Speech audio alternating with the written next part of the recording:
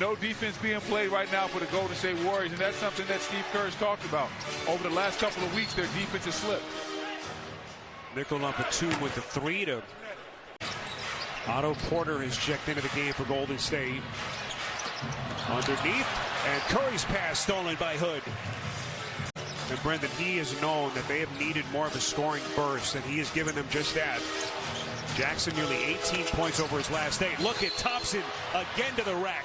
When you're in a highlight on the perimeter and the guy you're guarding is going to get a layup. Left play in his rearview mirror.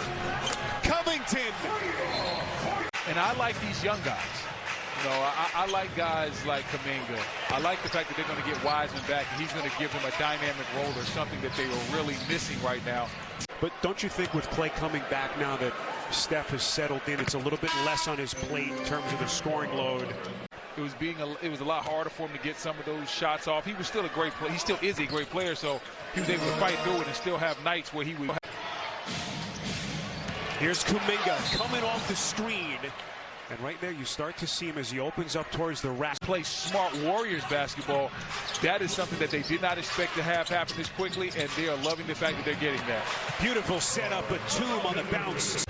Where do you think the Harden deal puts Philly in the East? I think it all comes down to what type of James Harden that we get. The James Harden that we're used to seeing and the James Harden that was in Brooklyn last year. Rudy, the Arkansas product. Man on a corner three-point jack. Quick pass, and man is wide open for a corner 3. That is not the defense that Steve Kerr probably talked about in the timeout. Robert Covington, again, one of the newest Clippers, comes up with the steal.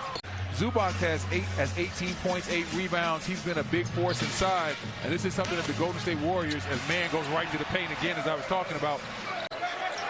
And it's that time of the year. You're getting close to the All-Star break. Teams start looking ahead, think about where they're going on vacation.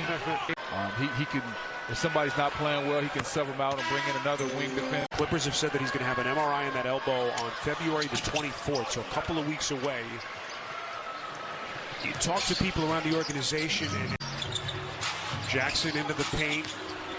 Now to Covington. A little bit of contact. This is going to be an offensive foul as he caught Lee right across the face.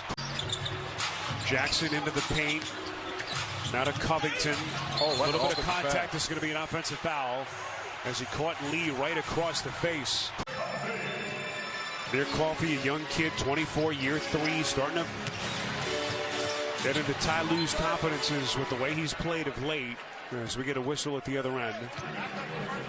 I think it's a possibility. Just because I think that AD is going to start to play a little bit better. We know what LeBron James is. And the Clippers, we don't know who's going to be available for this squad down the stretch. I think it's a possibility. Just because I think that AD is going to start to play a little bit better. We know what LeBron James is. And the Clippers, we don't know. My thing with the Lakers is you wonder about the psyche of the team. All the talk before the trade deadline, obviously they didn't make a move as Covington fires and hits a 3. You don't see many games where the Clippers are under 100 points at this stage with just over 2 minutes left in the 4th. Poole cocking it back. When they lost Paul George early on, it was hard for them to generate offense. And so sometimes the game from an offensive standpoint was very slow, understandably.